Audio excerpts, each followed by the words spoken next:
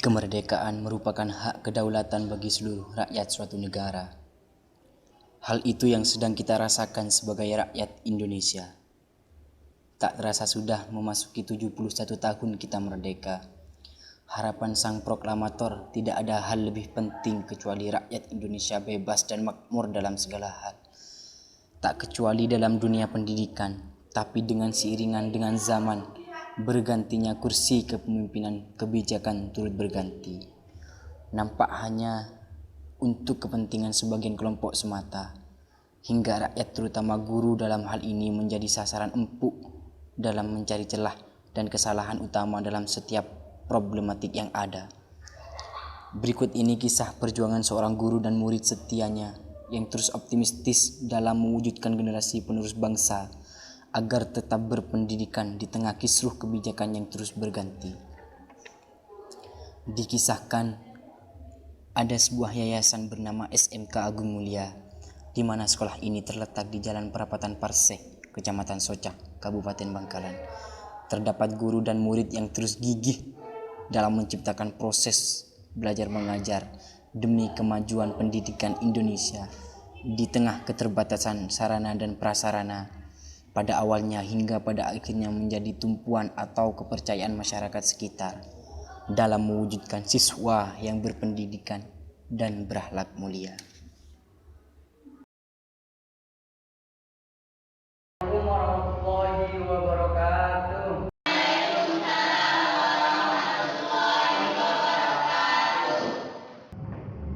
Gimana kabar hari ini? Sehat? Sehat. Bapak absen dulu ya. Aldi? Hadir, Pak. Wulandari? Hadir, Pak. Rina? Ada, Pak. Assalamualaikum, Pak. Waalaikumsalam.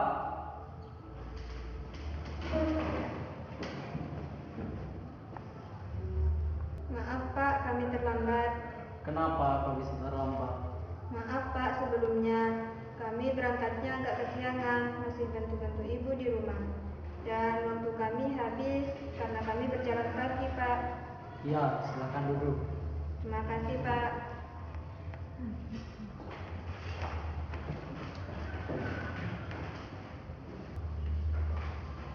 Baik anak-anak sekalian, pagi hari ini kita akan mempelajari sejarah kemerdekaan Indonesia.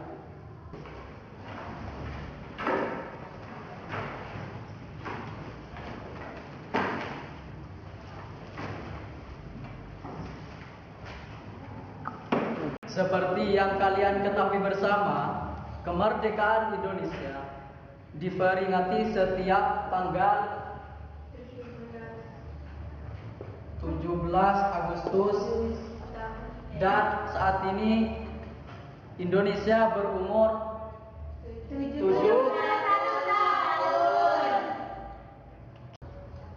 Baik, sejauh ini ada yang dipertanyakan?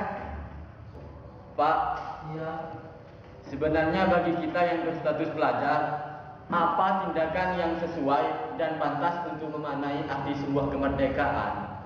Karena terkesan bagi kita ketika tanggal 17 Agustus itu hanya opening seremonial semata. Padahal perubahan yang kita lihat tidak ada sama sekali, Pak. Pertanyaan bagus.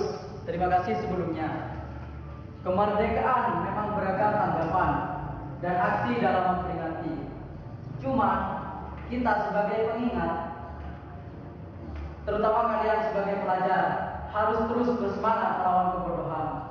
Jika dulu mati-matian melawan penjajah agar kita memperoleh hak-hak kita sebagai rakyat, maka sekarang adalah bagaimana memajukan bangsa ini dengan ilmu pengetahuan. Pak, Iya. bagaimana kita mau memajukan bangsa ini? Orang wakil rakyatnya saja sebagai penyambung lidah kita malah membuat kita sengsara. Koruptor semakin menjadi-jadi, kebijakan silih berganti. Malahan siswa dituntut untuk belajar full day. Apakah itu bukan penyiksaan namanya? Sedangkan mereka menari di atas penderitaan kami. Benar tuh Pak, apa katanya Wulan? Apalagi isu terhangat bahwa para wakil rakyat malah minta naik gaji. Padahal banyak media yang menyoroti kinerja mereka belum terlihat kontribusinya. Adanya yang nampak rapat, jarang hadir. Sekali hadir pun tertidur pulas Pak. Sebenarnya Bapak bangga kepada kalian semua karena kalian sudah mempelajari problematik yang ada. Hanya saja, jika bukan kita yang memulai, siapa lagi? Jika bukan sekarang, kapan lagi? Maka kita lakukan dulu kewajiban kita. Maka kita akan memperoleh apa yang seharusnya menjadi milik kita. Teruslah belajar tanpa harus terganggu oleh hal-hal yang akan membuat kalian patah semangat. Baik Pak, kami akan terus semangat dalam meraih cita-cita dengan semangat juang layaknya para pejuang tempo dulu dalam meraih kemerdekaan. Itu baru semangat jiwa muda, penerus generasi bangsa. Baik, sampai di sini ada pertanyaan lagi? Ada Pak, Iya. kalau saya tidak mau jadi orang pintar Pak. Kenapa? Karena faktanya orang pintar itu kalah dengan ambisius dalam dirinya, sehingga sifat serakah dan tamak bisa menguasai dirinya, hingga kawan menjadi lawan, yang lawan menjadi kawan. Generasi bangsa ini banyak sekali pengkhianatan. DPR yang seharusnya singkatan dari Dewan Perwakilan Rakyat sekarang sudah berubah menjadi Dewan Pengkhianatan Rakyat. Seharusnya semakin tinggi pendidikan seorang, semakin tinggi pula budi pekertinya. Kita harus pintar, tapi harus berbanding lurus dengan akhlak moral dan sopan santun. Mungkin itu yang harus kalian ambil dalam pelajaran fenomena yang ada. Semoga kita semakin pintar dalam menyikapi sebuah problem yang ada di Indonesia ini. Amin. Bapak akhiri pertemuan kali ini, semoga bermanfaat sampai kelak nanti. Wassalamualaikum warahmatullahi wabarakatuh.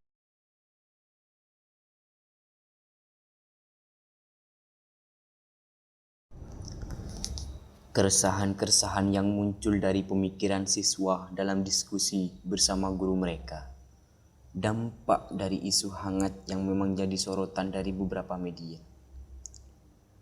Hal ini terbukti bahwa problematik selama ini wakil rakyat hanya manis ketika mereka menebarkan janji. Tapi pahit ketika sudah ditagih janji dalam bentuk bukti. Hal ini yang akan diperagakan oleh para pemeran berikut ini.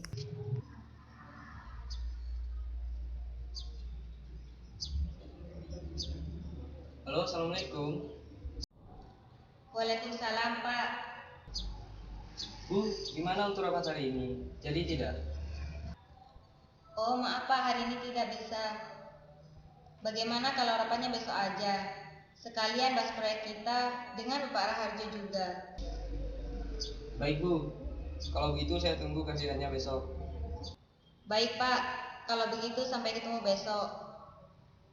Assalamualaikum Pak.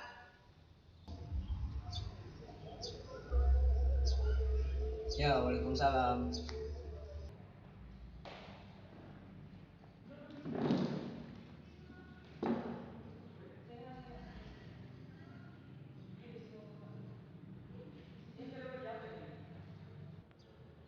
Assalamualaikum. Waalaikumsalam Pak. Berjadi. Iya Pak, silakan dulu Pak. Macet. Parah Bu macetnya Bu.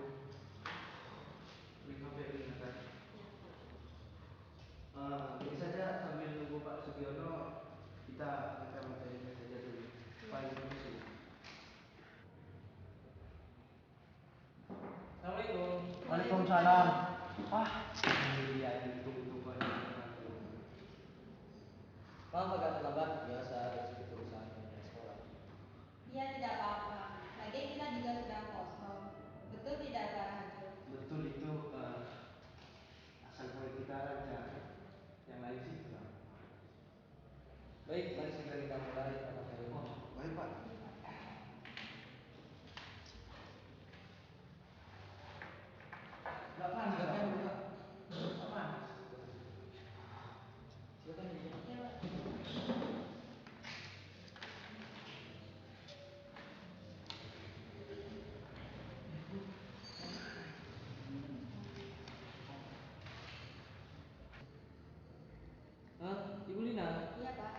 Gimana untuk pengadaan dana bos dan peralatan lainnya? Lancar Pak, kita ambil 40% dari dana kita untuk masuk ke rekening kita. Setuju tidak Pak Raharjo? Oh, juga sih, biar sama menguntungkan. Kalau perlu ditambah juga tidak apa-apa.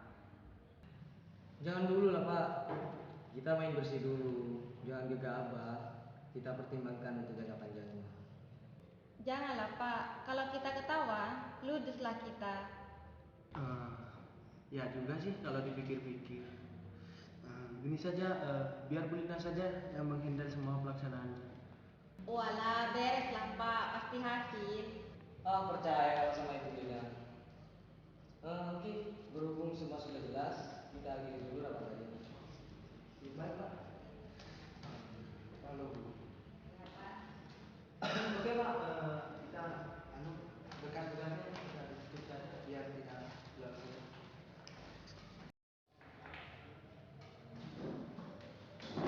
Oke Pak, terima kasih atas kerjasamanya. Iya sama-sama, yang penting sama-sama menguntungkan. Hati-hati loh Pak. Iya. Baik Pak, awalnya silakan Pak. Sampai jumpa minggu depan. Ya Bu, saya mau pulang dulu. Mereka akhirnya pulang dengan sebuah kesepakatan yang saling menguntungkan bagi para atasan. Tak memikirkan rakyat kecil. Hal ini dialami oleh seorang siswa yang berlatar belakang kurang mampu, tapi mempunyai tekad dan semangat baja dalam menekuni proses belajar mengajar tanpa harus menampakkan ketika berada dalam lingkungan sekolah. Siswa tersebut bernama Wulandari.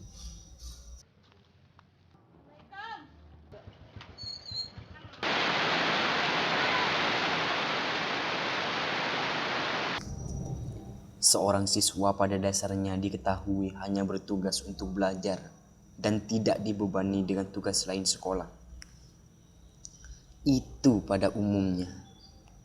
Namun hal ini tidak berlaku pada sosok Wulandari, di mana setiap harinya ia harus membagi waktu setelah pulang sekolah. Ia harus segera pergi ke warung nasi milik tetangga dekat rumahnya. Hal ini harus ia jalani karena kebutuhan hidupnya tidak cukup hanya menunggu dari pemberian ibunya. Tak patah semangat meski berjalan dari lingkungan sekitar dapat mempengaruhi karakternya. Hingga ia kelak akan memenuhi hasil dari usaha yang ia pupuk dari sekarang. Ilmu pengetahuan akan menuntunnya ke jalan yang akan membuat dia mencapai titik kepuasan dalam hidupnya. Sudah 71 tahun kita merdeka, menandakan bahwa kita telah bebas dari para penjajah. Kemakmuran dan kesejahteraan menjadi harapan para pelopor pemimpin kita. Harapan sang proklamator hanya menjadi sebuah kisah manis dalam catatan sejarah. Sudah 7 kali negara kita berganti nahkoda, tapi yang kita rasakan masih jauh dari kata merdeka.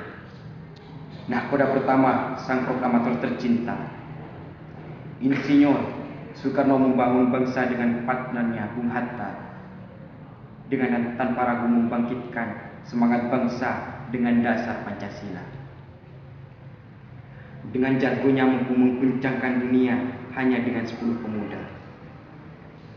Nahkoda kedua, 30 tahun ia memimpin negara dengan program keunggulannya bernama Pelita dan dikenal dengan sebutan Bapak Pembangunan pada eranya.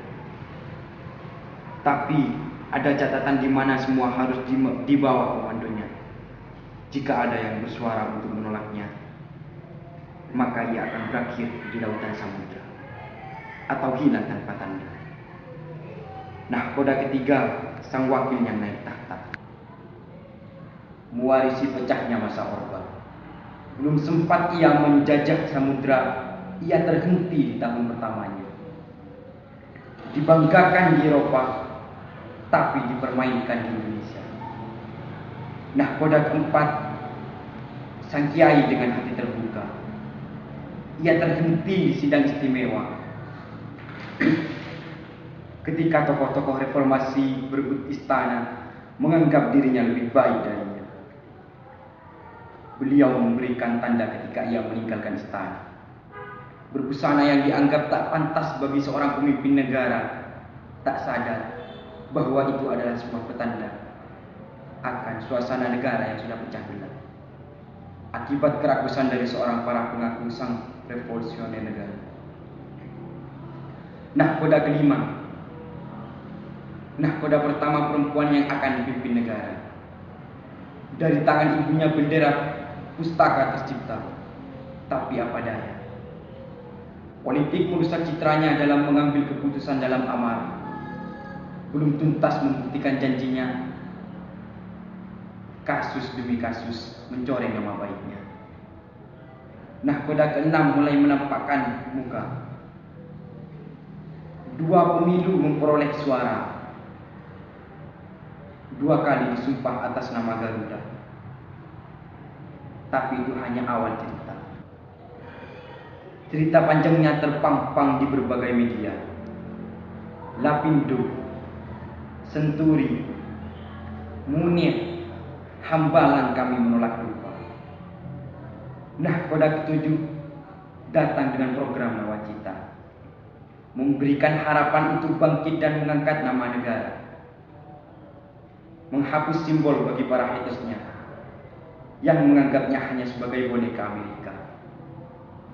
Mari kita nantikan apakah itu bisa menjadi nyata atau akan mengikuti para pemimpin yang sebelum-sebelumnya. Belusukan menjadi ciri khasnya, pembela bagi rakyat kecil katanya. Tapi rakyat kecil agar bisa berubah nasibnya bagaikan impian panjang untuk mewujudkannya. Dalam hal pendidikan saja sudah banyak problematik yang harus segera ditanganinya. Sudah lama kita merdeka, tapi sejahtera masih jauh, kata Soekarno.